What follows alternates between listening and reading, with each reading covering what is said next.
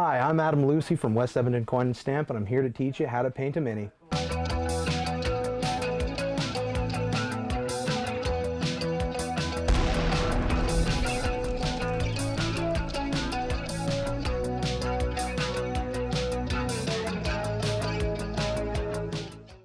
Alrighty, so what we are going to be going over today is the supplies for your minis, deciding the colors for your mini, the layering of the colors, the highlighting, the details, the fine details, the dry brushing, and then the finishing of your mini.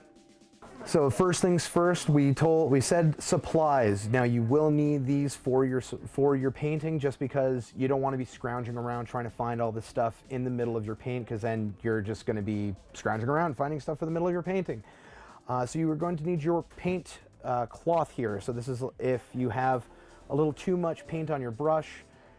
When you're doing it on your tray, you can just brush that off, and then you have less paint on your brushes. Your paint tray, which is where you're going to be doing all of your blending, all of your dripping, all that kind of stuff, so you're not just putting it on a counter. The toothpicks that you see here is just for blending. You don't want to be using your brushes to blend your colors together. A lot of people do that. I find that it destroys your paint brushes a lot of the time.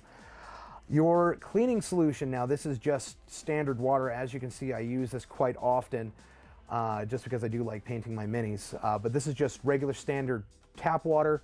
Vallejo colors are actually water soluble, so you don't have to worry about any harsh chemicals in your paints or on your brushes. Now we're getting to the main attraction here, which is your brushes that you will need. We're going to start with the biggest, baddest one, because this is my original. This is actually your dry brush. This is actually the brush that we're going to be using last. Now I use this brush. This has been the first brush I've used in all of my painting years. It's stuck with me ever since I started doing minis, but this is one of the better dry brushes that I have found, and I have yet to find another one. The next one is your tanking brush. As you can see, this thing has seen better days, but this is what you're using for just getting your mini just painted, or a rebase, or if you're repriming him or otherwise, you'd use something like this, just an old brush that you have no worries if you just stab at it. Then you get your your basing brushes. Oh, that's not the basing brush, this is the basing brush, haha. So as you can see, there's two different ones here. I have a Vallejo and a no-name brand. The no-name brand hasn't been used at all, because unfortunately I have been using a lot of the Vallejo stuff so far. So this is actually just an extra one that I bought, and I haven't used it yet. So those are your basing brushes. You would also use that for just coloring your mini or otherwise.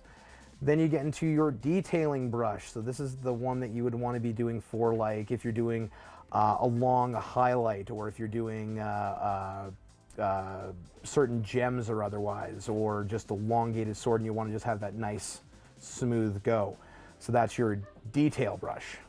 Then we're getting into our fine detail brush. Now this thing has been with me ever since this guy, and he's seen better days, but he actually has some of the best tips that I have seen in a long time for painting. This is what you would be using for your eyes, your teeth, your tongue, any of the other super fine details that you have. That's all your supplies. Of course, you are going to need your paints. We do have a few here just for the mini that we're going to be painting. And that's your supplies for the mini. That's all your supply stuffs. Hi there. So last time we showed you all the supplies that you will need. Now we're going to give you a decision on if you want to do a white base coat or a black base coat. Now the differences, as you can see, they're not that different, all except for just the color. But if you're doing like a werewolf or something, you don't want him looking like he just came out of the shower. You really don't. He's a werewolf. He's in the mud. He's in the forest all the time. He's probably got leaves in his hair. You don't want to be doing a light coat or a light base coat for your werewolf that's supposed to be in the dark, deep woods. If you want to be doing a base coat for something like that, you want to be doing it on somebody who has lighter flesh, such as a vampire here. So you're not going to really have to worry about the color of his skin. You're going to be turning him undead, really. So the white is a little bit easier for you to do with a vampire than it is with a werewolf. So that's what the difference is between a white base coat and a darker base coat. Alrighty, so the last time we talked to you guys about our supplies, and now we actually have, we've also talked about the differences between a darker base coat compared to a lighter base coat. Now we're actually going to get into some physical painting. As you see here, I have set up my paint in the way that we are going to be painting it. So we're going to be starting off with the flesh. So that one's done. We don't need that one no more. But we're going to be starting off with Somber Gray. Then we're going to be doing our highlights, so the highlights of our hair, and a few others in the Ghost Gray. Then we're going to do the super highlights, or the other details, so like any of the random ears that are there, some of these like elbows, any of the more sharper edges of this, we're going to be doing in a glacier blue to give a little bit more depth. After that, then we're going to get into his armor, which is going to be the leather brown and chainmail silver. I know, unfortunately, all that they had was chainmail silver, so we're going to be using chainmail silver, so he's going to be burning. As you can see, he does have a little bit of a hand from his victim, so we're going to be doing that in the pale flesh and then in the dead flesh. Toss on a little bit of this scarlet red, and then we're going to be finishing off with our dry brush with the dead white, just to give it a little bit more detail to this particular mini. But what we're going to be starting off with is the Somber Gray. So a lot of times there are different paint styles. You can use Tensor or Citadel. Personally, we are going to be using the Vallejo because I love Vallejo. Also, it does come in a little dropper, so you don't have any paint waste. And personally, I think that was a little, that should be enough for all the flesh.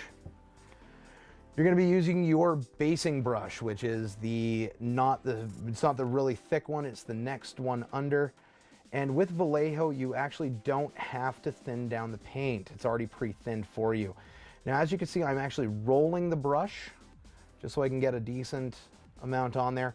And I know that a lot of individuals don't understand what a paint cloth is, but that's just to get all of your excess paint off of your paintbrush so that you're not hitting in spots that you don't want to hit. Now we're going to start with the legs, just because I know that doing legs is some of the harder stuff. Oh, whoops. Just because, dang it. Just because the legs themselves are actually a little bit easier to do because you can actually just get right down to the base of it, and you can see where his cloth ends and where his legs begin. So yes, a lot of individuals say, oh, you should do it like layer by layer by layer. Well, you can get a good layer out of it, but once you do layer upon layer upon layer and you miss something, you're gonna have to go back and relayer everything. So we're just gonna start with bit by bit, leg by leg, arm by arm, cloth by cloth. We're gonna just do this step by step with you guys, just so that you're not, as I drop the mini every which way, so that you're not falling behind with your painting of your minis.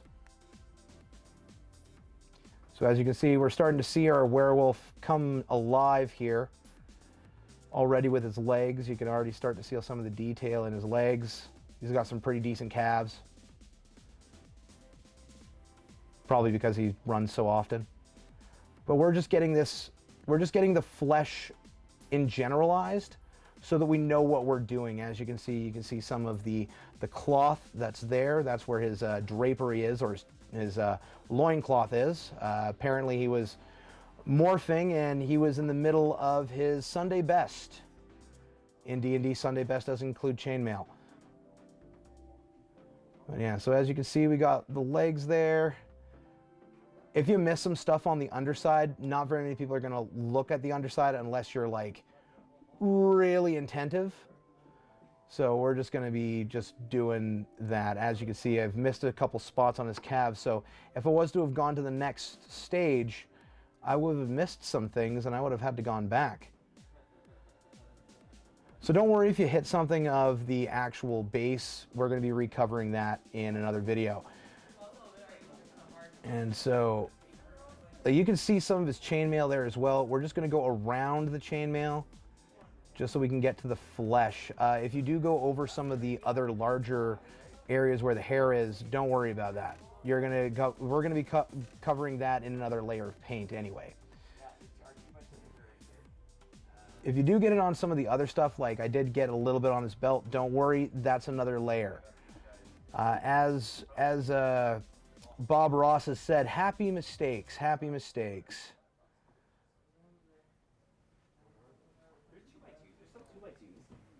So you can see that he does have another hand in there. As I said, he's going to be, he did get to another victim.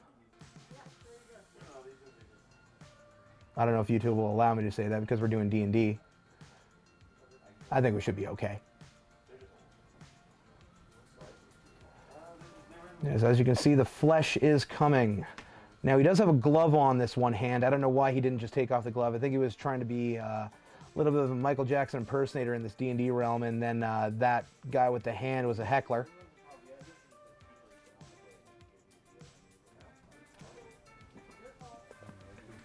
We got all that out, a little bit more of the body there. Oh, I did use too much of that Somber Gray.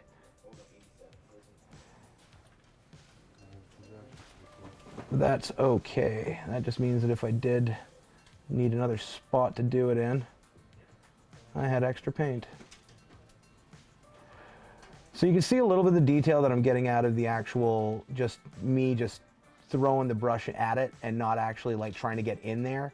That's just how you can get a lot of your shading done, is actually just going over it lightly without actually getting in there. Because you want to keep some of that detail in there just so you can see the in-depth of it.